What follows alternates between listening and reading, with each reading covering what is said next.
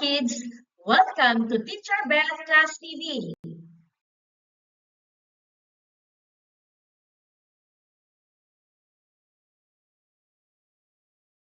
Ngayon ay ating tatalakayin ang paksang mga gawaing nagsusulong ng likaskayang pag-unlad. Sa araling ito, ating mapapahalagahan ang mga gawaing nagsusulong ng likaskayang pag-unlad o sustainable development ng mga pinagkukunang yaman ng bansa. Ating makikilala at matatalakay ang mga gawain at programang nagsusulong ng likaskayang pag-unlad at maipaliliwanag ang matalino at di matalinong mga paraan ng pangangasiwa ng mga likas na yaman. Handa ka na ba? Bakit mahalagang matukoy, mapahalagahan, at makilahok sa mga gawaing lumilinang sa likaskayang pag-unlad ng bansa?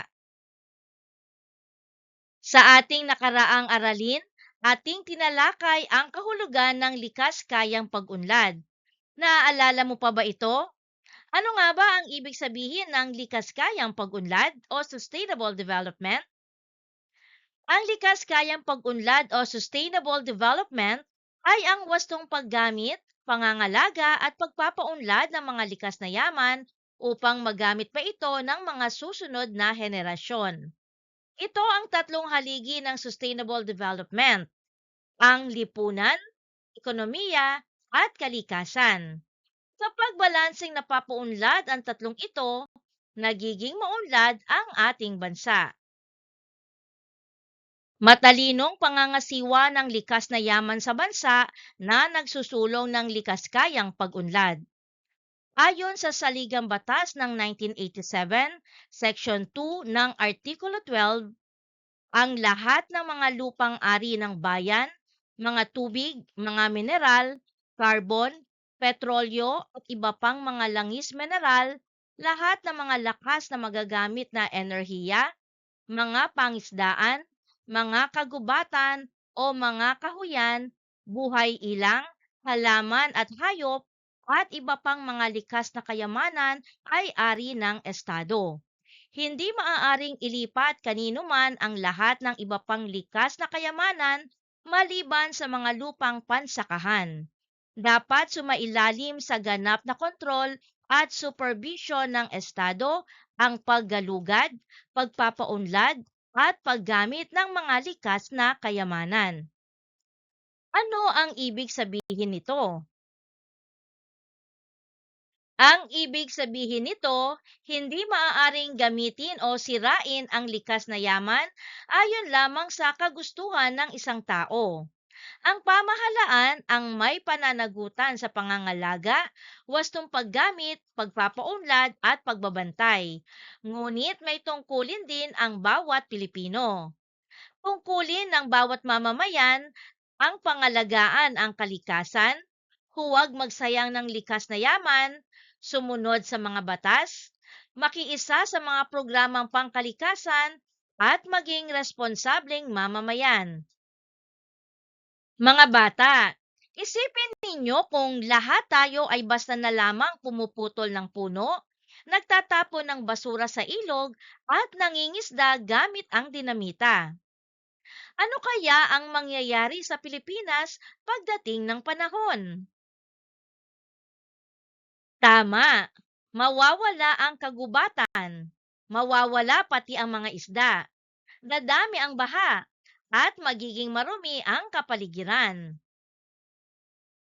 Ano ang Sustainable Development Goals o SDGs? Noong 2015, nagkasundo ang mga bansang kasapi ng United Nations o UN, kabilang ang Pilipinas upang makamit ang 17 Sustainable Development Goals bago ang taong 2030. Layunin nitong wakasan ang kahirapan, protektahan ang kalikasan, mapaunlad ang kabuhayan, at mapanatili ang kapayapaan. Ano ang 17 Sustainable Development Goals? Narito ang 17 Sustainable Development Goals o SDGs. 1. Walang maghihirap. 2. Walang magugutom. 3. maputing kalusugan. 4. Dekalidad na edukasyon. 5. Pagkakapantay-pantay ng kasarian. 6. Malinis na tubig. 7. Malinis na enerhiya. 8. Desenteng trabaho at paglago ng ekonomiya. 9. Industriya, inobasyon at infrastruktura. 10. Mabawasan ang hindi pagkakapantay-pantay. 11. Likas kayang mga bayan at komunidad. 12. Responsableng pagkonsumo at produksyon. 13. Pagsasagawa ng aksyon laban sa climate change. 14. Pangangalaga sa mga buhay sa ilalim ng tubig. 15. Pangangalaga sa mga buhay sa ibabaw ng lupa. 16. Kapayapaan, hustisya at matatag na institusyon. At 17. Pakikipagtulungan sa ibang bansa tungo sa mga layuning ito. Ating tandaan, tayo ay sama-samang kumilos para sa isang maunlad, pantay at ligtas na mundo para sa lahat.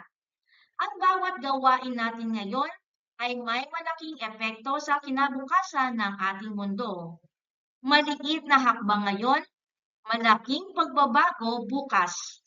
Muli, ito ang 17 Sustainable Development Goals o SDGs. Ating tandaan mga bata, hindi lamang isang tao ang may tungkulin sa pangangalaga ng kalikasan. Lahat ay dapat makiisa. Pamilya, paaralan, barangay, pamahalaan, at iba't ibang bansa. Mga paraan ng pangangalaga sa kapaligiran. Narito ang mga simpleng paraan kung paano natin mapangangalagaan ang ating likas na yaman para matiyak na ito ay maabutan at magagamit pa ng susunod na henerasyon. Pagtatanim ng puno. Ang mga puno ay nagbibigay ng malinis na hangin, pumipigil sa baha at nagpapalamig sa ating kapaligiran. Wastong pagtatapon ng basura. Ating itapon ang basura sa tamang lalagyan, huwag magkalat at magtapon kung saan-saan. Pagtitipid sa tubig. Isara ang gripo kung hindi ito ginagamit. Gumamit ng timba sa halip na hose. Pagtitipid sa kuryente. Patayin ang ilaw at kagamitan kung hindi ginagamit. Hanggat maaari, gumamit tayo ng mga LED bulb. Isabuhay ang 3 R's. Reduce, reuse, recycle. Reduce, bawasan ang paggamit. Reuse, muling gamitin ang mga bagay. At recycle, gawing bagong produkto o lumang gamit. Composting, gawing pataba ang mga basurang nabubulok upang mapakinabangan sa halaman. Paghihiwalay ng basura. Paghihiwalayin ang nabubulok at di nabubulok na basura. Bawasan ang paggamit ng plastic. Hanggat maaari, gumamit tayo ng eco bag, tumbler at reusable containers. Iwasan ang plastic.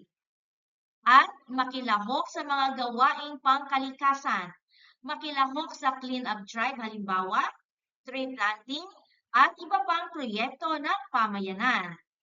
Alam niyo mga bata, maliit na hakbang ngayon, malaking pagbabago bukas. Pagtitipid ng enerhiya. Ang enerhiya ang nagbibigay lakas upang makagawa tayo ng mga gawain.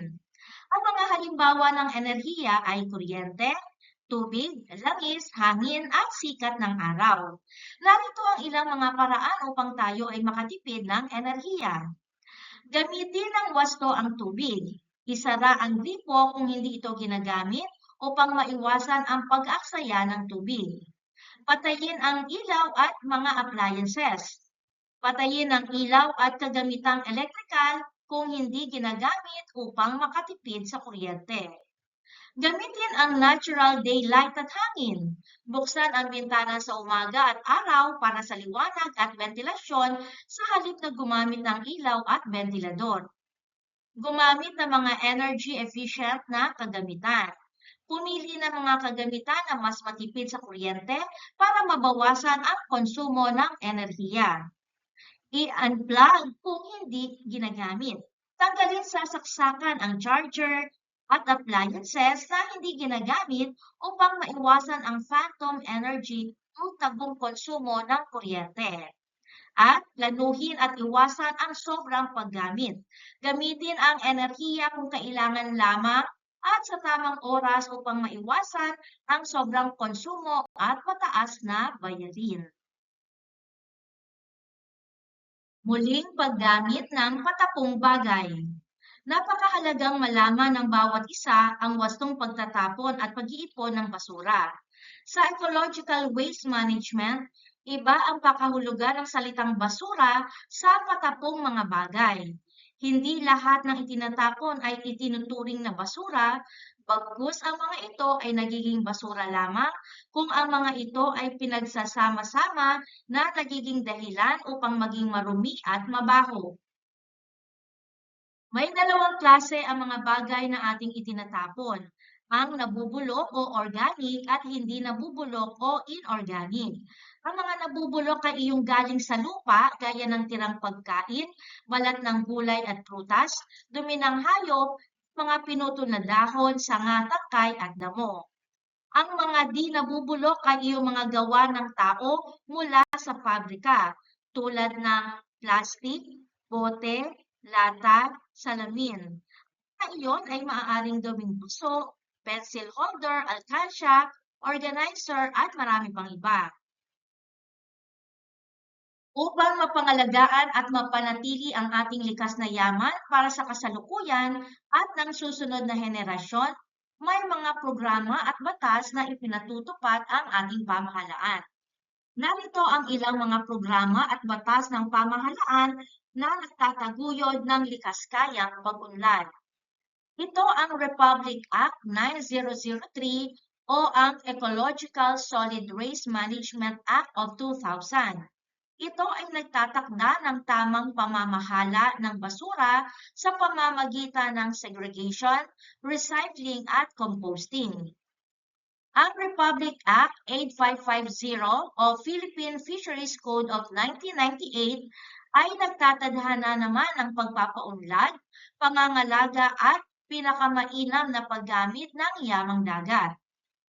Ang Republic Act 8749 o Clean Air Act of 1999 ay naglalayong panatilihing malinis ang hangin at nababawasan ang polusyon sa himpapawid.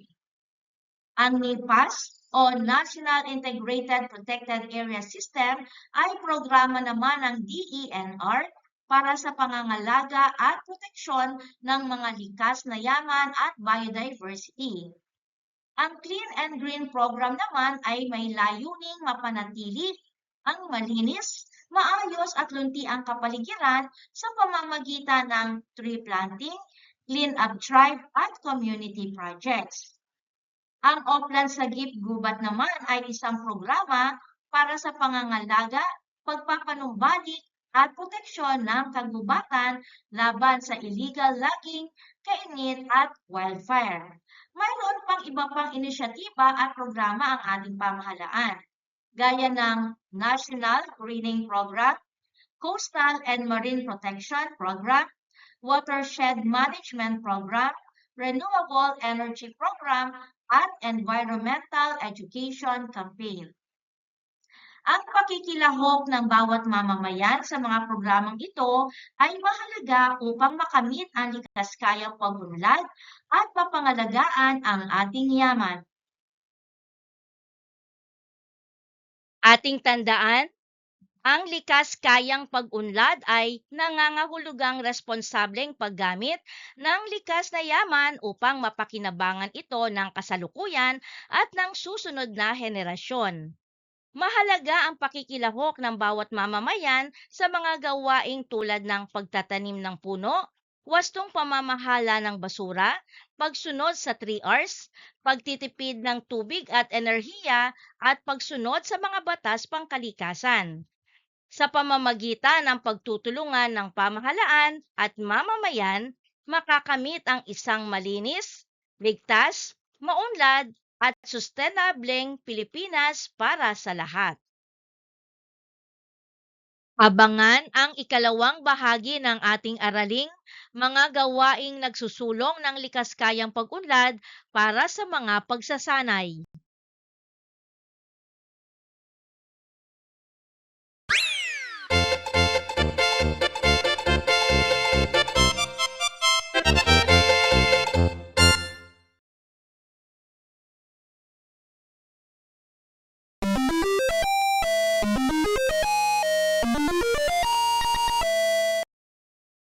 Thank you for joining me.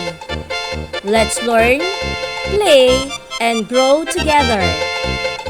Teacher Beth Class TV. Subscribe, like, and share. Thank you.